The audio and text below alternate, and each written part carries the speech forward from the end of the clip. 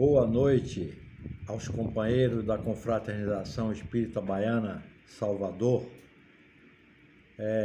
Gostaríamos de cumprimentar Ramon, Celso, Luciano, os trabalhadores dessa casa e os frequentadores. Cumprimentar também os telespectadores que vão nos acompanhar nessa live e aqueles outros que vão assistir a gravação a posteriori. Hoje, nós estamos com a incumbência de tratarmos um tema que é de vital importância para os dias atuais, mas é um tema muito abrangente, muito complexo. O tema é o centro espírita e o espírita na conjuntura atual. A conjuntura atual, como nós já falamos, é um tema de dimensão e complexidade enorme. Por conseguinte, nós vamos nos restringir mais à pandemia e as consequências advindas dessa pandemia. Na Revista Espírita, de julho de 1867, por conseguinte, há 155 anos atrás, as Ilhas Maurício era uma possessão francesa e depois passou para o domínio inglês. Ela enfrentou uma terrível epidemia. Kardec recebeu uma mensagem de um médium sonambúlico meses antes de começar a pandemia. E por isso nós deduzimos que a profecia se cumpriu. Vários espíritos, inclusive, anunciaram essa pandemia. Ele diz o seguinte, que os médicos não entendiam como acontece agora com os médicos atuais que estão aprendendo com a doença. Um encarnado definiu para Kardec a doença como se fosse uma virose e comenta que ele próprio foi atingido pela virose, que ele foi contaminado várias vezes, como está acontecendo agora com a Covid. Muita gente foi contaminado muitas vezes. Pessoas precisam se vacinar várias vezes. E essa pessoa que escreveu para Kardec, ele comenta que se ele desencarnasse, que ele iria aparecer nas sessões mediúnicas de Kardec na França. Kardec até evidencia o efeito da fé sobre a doença nesse contexto, né? E nesse texto se mostra a função dos flagelos no nosso planeta. A pandemia é um flagelo, mas existem outros flagelos que nós vamos ter a oportunidade de comentar aqui. Agora, nesse instante, eu estava assistindo a tragédia de Niterói com desencarnes coletivos no Rio de Janeiro. Há um mês atrás, vocês devem estar lembrados, a tragédia no sul da Bahia,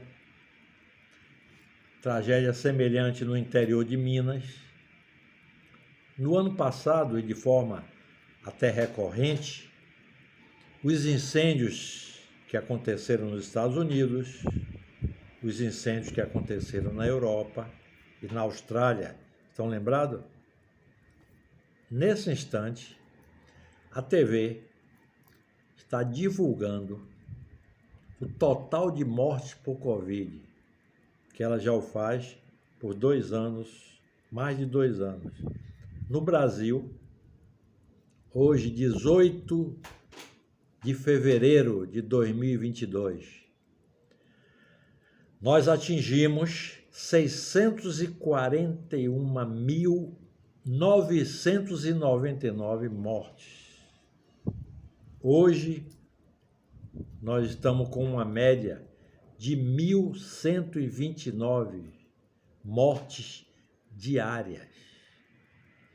Dados de 18 de fevereiro de 2022, hoje, sexta-feira, porque eu estou fazendo essa gravação agora aqui que o Celso pediu e ela vai ao ar na segunda-feira. E eu até peço que as pessoas que estão assistindo essa live façam comentários, façam questionamentos, coloquem suas dúvidas e contribuições também, para a live não ficar monótona. Tem muitas pessoas que estão assistindo lives até para ficar no chat se comunicando. Informações, nós já temos muitas informações. Então, nós estamos gravando agora e eu poderei interagir com vocês na segunda-feira em função dos questionamentos que vocês irão fazer e da contribuição que vocês vão colocar. Nós, seres humanos, nós estamos passando por períodos difíceis.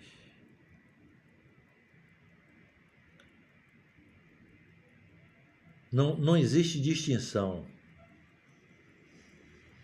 São dias que estão nos desafiando. Não estão desafiando apenas os espíritas e os centros espíritas, mas estão desafiando a ciência e a fé. Um vírus apenas visível no microscópio, SARS-2, gerador do Covid, olhado como se fosse um monstro, olhado como se fosse um inimigo, mas como um monstro pode ser tão pequeno? A humanidade está quase paralisada. Estamos vivendo desafios individuais. Não está fácil conviver com o distanciamento social, com a pandemia, com o desemprego, com as falências e conviver também com os desafios coletivos, doenças da psique, violência exacerbada, fome, suicídio, drogatização. Os cientistas sociais e a ciência não têm dado respostas suficientes e nem têm apresentado soluções definitivas. Se formos buscar respostas do ponto de vista filosófico-religioso, que ultrapassa a visão materialista, observaremos que os habitantes do planeta Terra poderiam ter sido forçados a se recolherem nos seus lares, não apenas para se resguardarem do vírus inimigo, mas para passar por um processo de desaceleração, para experimentarem um processo meditativo, reflexivo. Parece que nós estamos numa fuga para fora. Não estamos olhando para dentro de nós. E nós estamos recebendo o tempo todo um chamamento para olharmos para dentro e para olharmos além do materialismo. Há quantas anda a nossa vida? O que é a nossa existência? Será que esse confinamento não é também para nos oportunizar a reflexão de sairmos dessa velocidade que nos domina, da rapidez com que estamos nos movimentando para o consumo? Estamos sendo chamados para fazer uma pausa e sairmos desse frenesi que está nos adoecendo. Conviver com familiares é desafiador.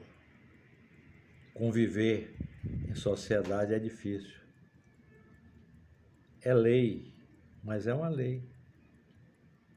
Mas conviver com nós mesmos também é difícil. Tem sido difícil.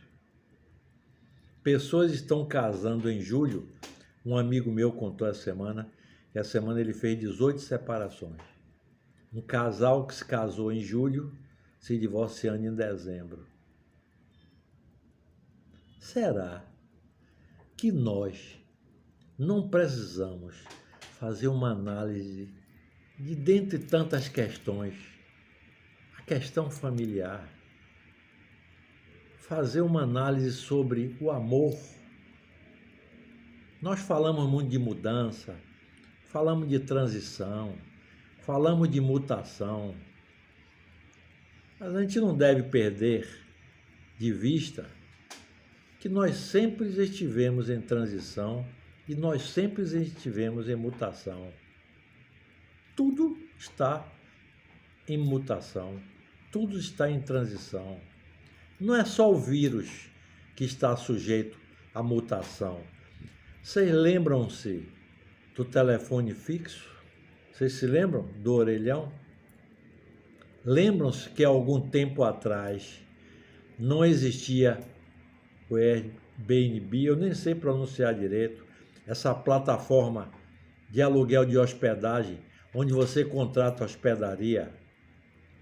Não existia o alugar carro sem ir às locadoras.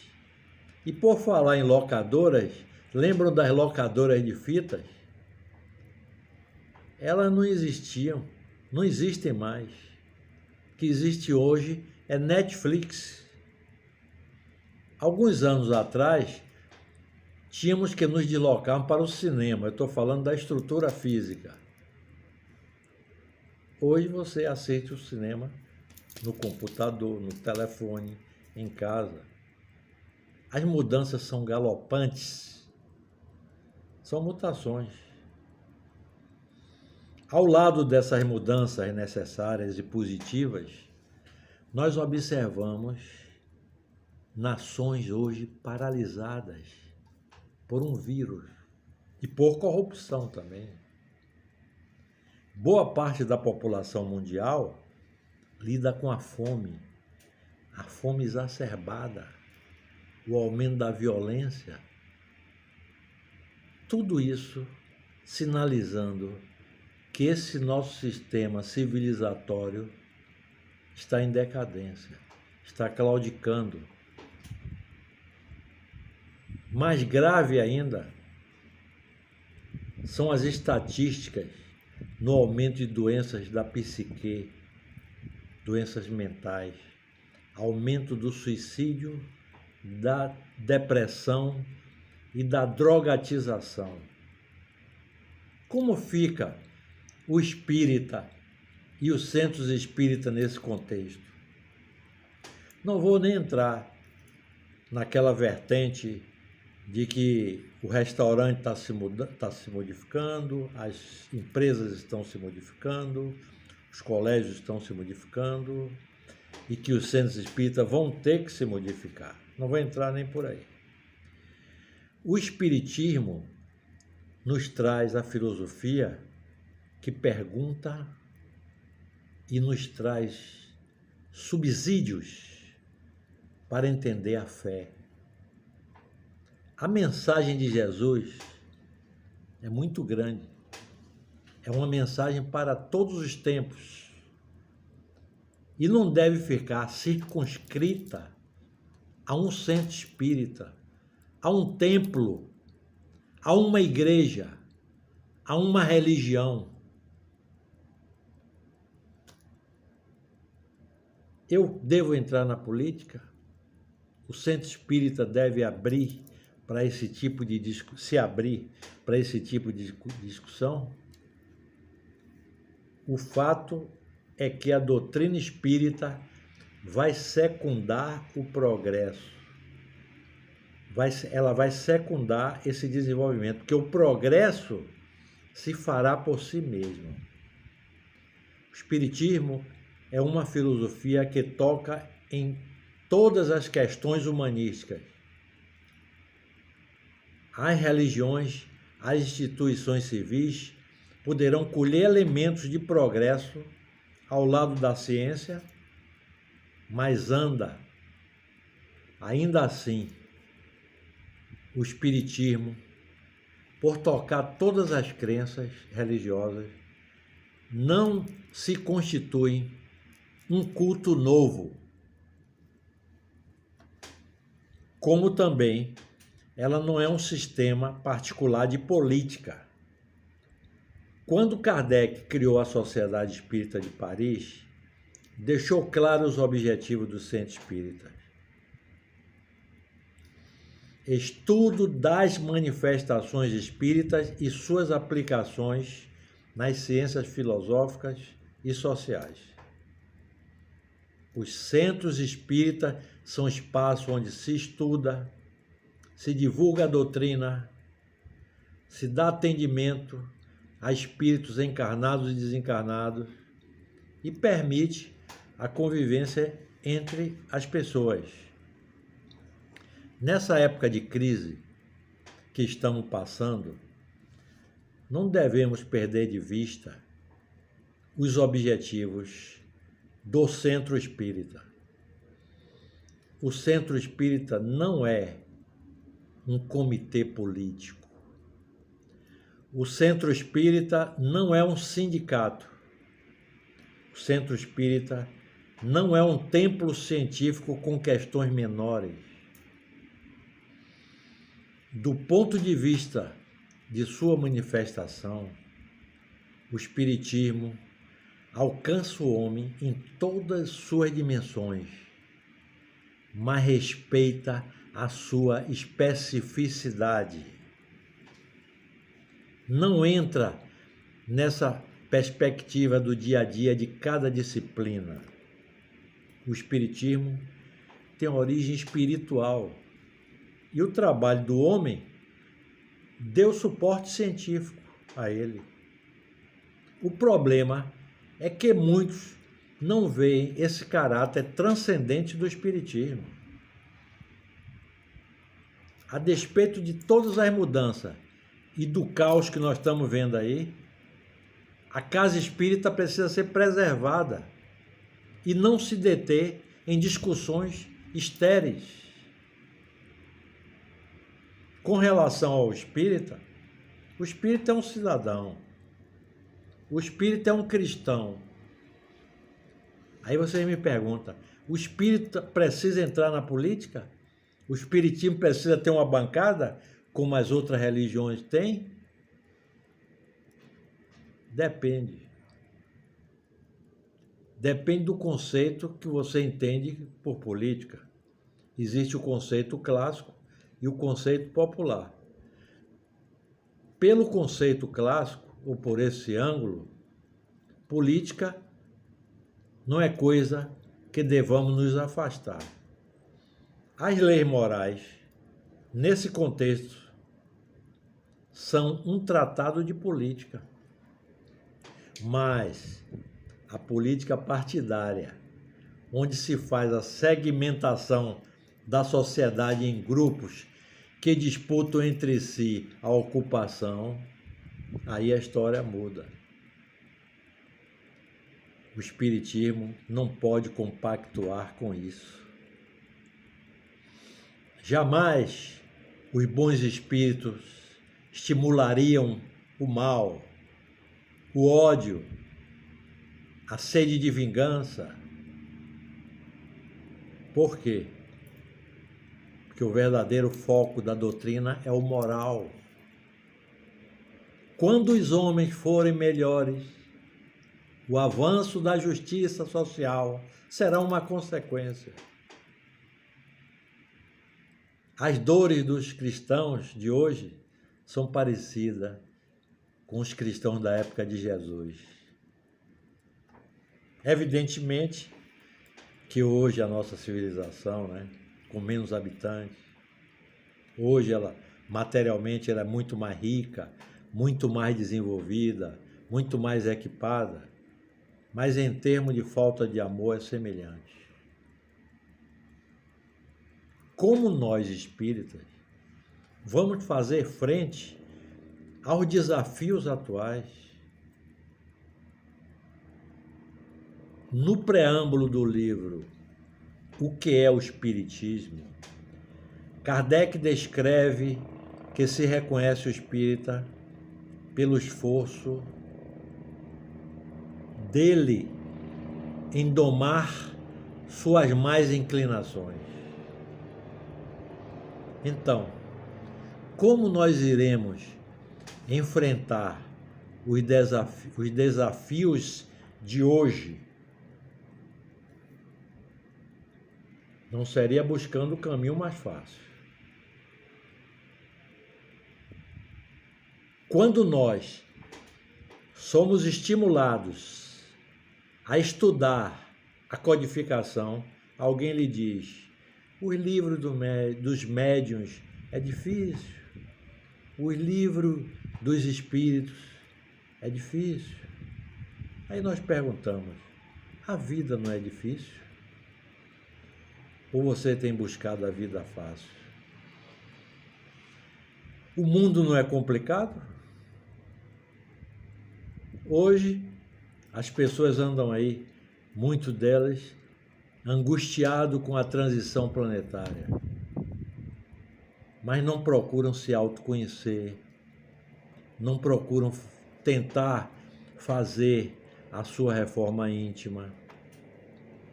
Jesus falou: a minha paz eu vos deixo, a minha paz eu vos dou. Se nós não temos ainda essa paz no nosso dia a dia, algo está errado conosco. Nós sabemos que além das nossas ações na encarnação atual, nós temos laços com regiões inferiores. Esses espíritos ainda nos acompanham. São irmãos, não são obsessores, não. São irmãos com os quais nós delinquimos, nós o machucamos. Nós aceitamos reencarnar. Aceitamos vir na família que nós estamos, no país que nós estamos, que nós precisamos. Nós fomos convidados nessa encarnação por Jesus estarmos aqui no Espiritismo. Estou falando para os espíritas. Às vezes, pensamos até que não temos mérito para isso. Mas não se trata de mérito, não. É uma questão da misericórdia divina. Ele sabe que nós estamos nos esforçando. Nós estamos numa escala de progressão que não tem essa pressa do materialismo, não. Do princípio inteligente, como fomos criados, ao espírito humano que nós já somos, diferenciado do animal, transcorreram milhões de anos. Nós estamos muito acelerados.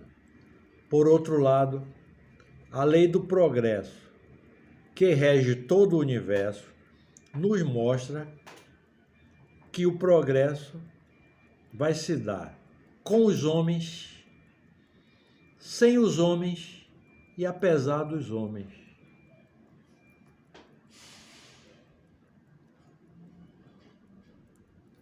O planeta Terra, ele tem 4 bilhões de anos. A maior parte desse tempo, nós não estávamos aqui. Eu digo como homem. Existe, provadamente, está claro, uma ordem maior que controla tudo isso. Os flagelos sempre existiram.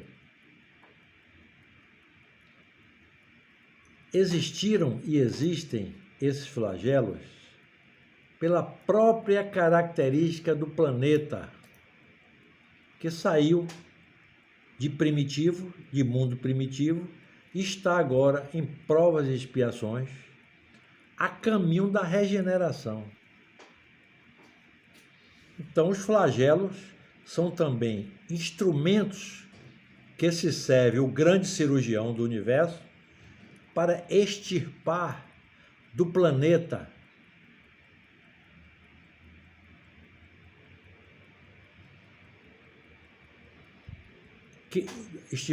que irão marchar para frente.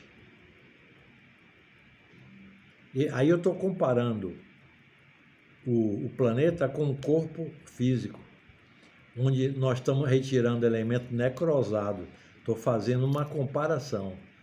Então esses espíritos são retirados. Inúmeras obras atuais e até do século passado falam sobre isso. Então, assim como o cirurgião tira essa parte do corpo necrosada, o cirurgião do universo faz essa retirada. Que são flagelos? Aqui uma guerra, ali um tsunami, acolá uma enchente. Sem falar das viroses, das fomes, secas. Bem-aventurados aqueles a quem a prova os convence no início. Muitas vezes você recebe um regulamento, uma multa, uma infração e você aprende com ela. Às vezes você precisa pegar várias. Então, bem-aventurado aqueles quem a prova os convence logo do início. Em outubro de 1868, Kardec publicou uma comunicação de um espírito desencarnado dizendo que os flagelos só atingem o corpo físico para ativar o vai e vem entre o plano físico e o plano espiritual. Meus amigos, desencarnar é uma lei. Eu não vejo diferença de você desencarnar sozinho e desencarnar coletivamente. Esses flagelos, eles só aceleram o processo. Então, a desencarnação é usada para acelerar o remanejamento da humanidade. Só para acelerar. Finalizando, nós ouvimos, às vezes, até no centro espírita, tomara que isso acabe para voltarmos ao normal. Não vamos mais voltar ao normal. Manuel Filomeno de Miranda, no livro No Rumo de Regeneração, ele diz que a espiritualidade aqueceu, quer dizer, permitiu que o vírus criado artificialmente pelo homem, ou consequente do desequilíbrio com que nós estamos tratando a natureza, fizesse esse processo de aceleração das desencarnações. Hoje, eu também estava assistindo uma live com Leonardo Boff e ele falou a mesma coisa, que há possibilidade de, com esse desmatamento, nós tirarmos o vírus do habitat dele e ele passar a contaminar os animais e, por consequência, o homem. Então, meus amigos, aqui só tereis aflições. Eu venci o mundo e vós também podereis vencer. Então, graças a Deus que nós estamos tendo essa oportunidade de estarmos aqui encarnados nesse planeta, convivendo com essas crises. São provas difíceis, evidentemente, que se nós formos aprovados, nós galgaremos um degrau a mais. Que a paz do Senhor esteja com todos vocês e que Deus nos abençoe. Boa noite.